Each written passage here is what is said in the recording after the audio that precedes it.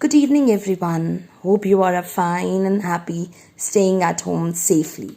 Yes, so we are back with a new video. Continuation of a tenses which we had started in the previous video. So, it's time for some TTM. Yes, tenses time machine. I thought of, talking about tenses but in a different way. Talking about in form of a time machine, which you all can see I've divided into three parts: past, present, future. Past, which gone by; present, which is right now; and future, which will come. Now when I talk about these three main tenses, under all these tenses we have their subparts. When we say, past or present or future, they all have these subparts. That is simple, they have perfect, they have continuous, then they have perfect continuous. So we will be talking about all these today. Before we begin with the ones which we have not done yet, let's quickly revise the tenses which we had already done. So first we'll talk about present tense. This is the first thing in our time machine. We'll move from present to past and then we'll come to future. Okay. So when I say present, here I want to talk about, let's say, simple present tense. Okay. Remember we had discussed in our previous video as well. Here I'm just discussing these simple basic formulas so that you never forget about them. Subject plus verb in present form. That is verb in the first form. I go to school every day. This is something which I am talking about at the moment. This is something I do every day. I eat an apple. This is again something, I like to do. I like to play basketball. So something which happens with us daily, something which we like, something which is stationary and doesn't change, we talk about in simple present. Yes. Next we talk about is the present continuous tense. Subject plus am, is, are, any one of them depending upon the subject, plus verb plus ing. Yes. Now, I am having my breakfast. My having is my continuous form of the verb. Right. Let's move to the next one.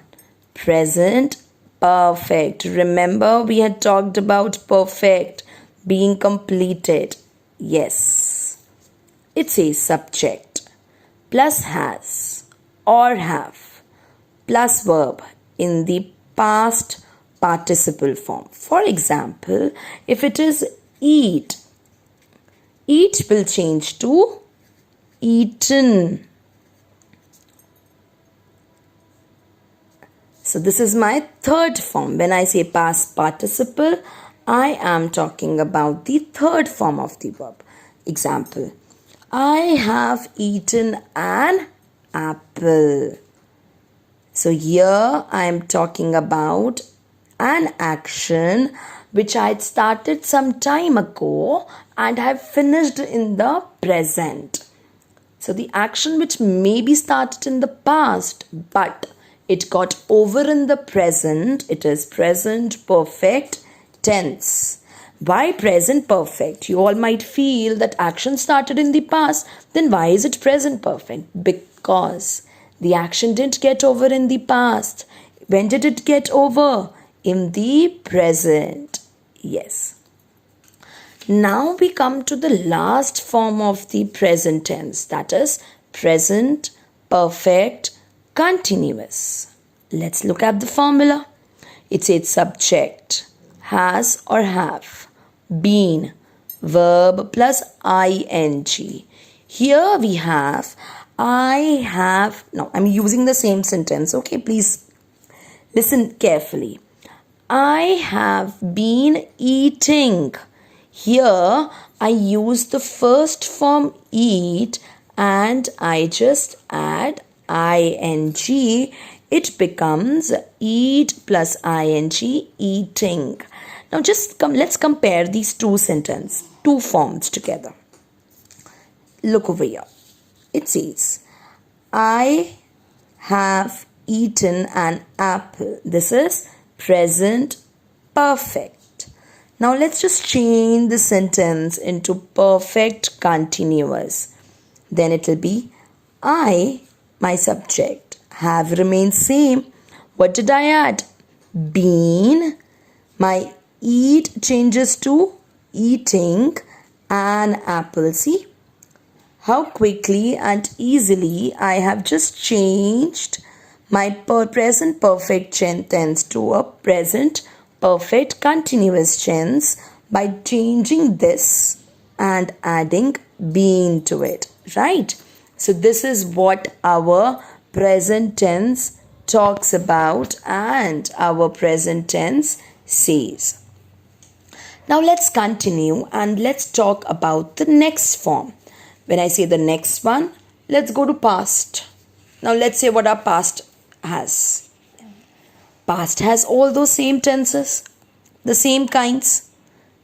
But the difference lies little difference lies in the verbs and in the, here, what did I do when I talk about simple past? Subject plus verb, ed or irregular.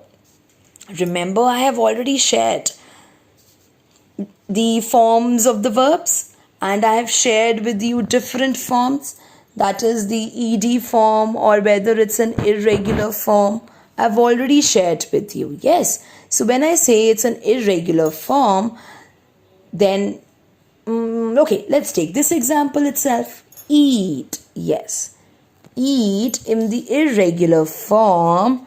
If it is eat in the irregular form, it becomes ate,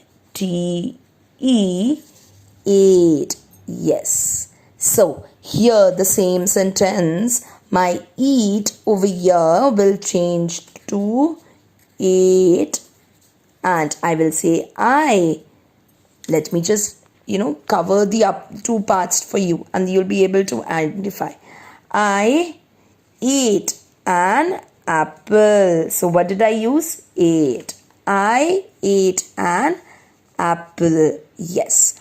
Now let's go to continuous. It's just the same like present, just differences was and were. So if I had said that I am eating an apple, now I'll say I was eating an apple. Present participle only, which means the first form of the verb. That's the present participle. Here I'll use the V1, the first form. Eat plus ing, that is eating. Now we come to the past perfect. Subject plus had plus past participle. There in the present we use I have. Here I'll say I had eaten. I had eaten. Now when I say had eaten, remember it talks of an action which got over before the another action had started. Example, I had eaten an apple. I had eaten an apple before the breakfast. So here what did I do? Here I have just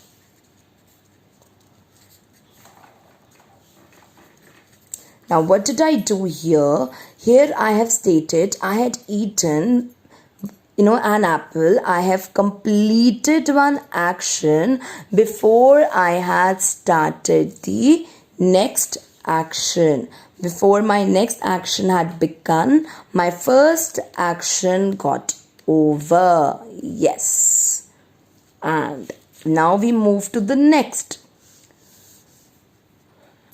Subject plus had been plus verb by ing. Which tense? Yes, we are talking about perfect continuous tense. See, it follows almost the same rule, not a different one. It's almost just the same. Where does the difference lie? The difference lie when we say here that my past action did not get over before the next action had started. That is, it is still continuing. You got it right. So here I will say I had been eating an apple before the breakfast. So before I could finish off my next action, my previous action, the other action had started.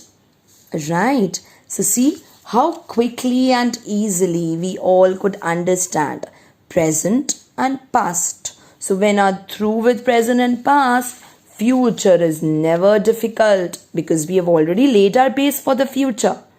Isn't it so? Yes. Here I have my future tense, which I am saying simple future. We'll use will or shall. I will eat an apple. Easy. Continuous. I will be eating an apple. Same. The rule remains same. Eat plus ing. Simple, right? Once you understand the basic concept, you'll never get confused. Now we go to future perfect. Subject plus will have. Past participle. Here what do we have to do? Very simple. See, I will have eaten. I use will, I use have, and I have used eaten. E changes to past participle. Remember? Past participle, the third form of the verb. Yes, you all have got it now. Last and not the least. This one is used very rare.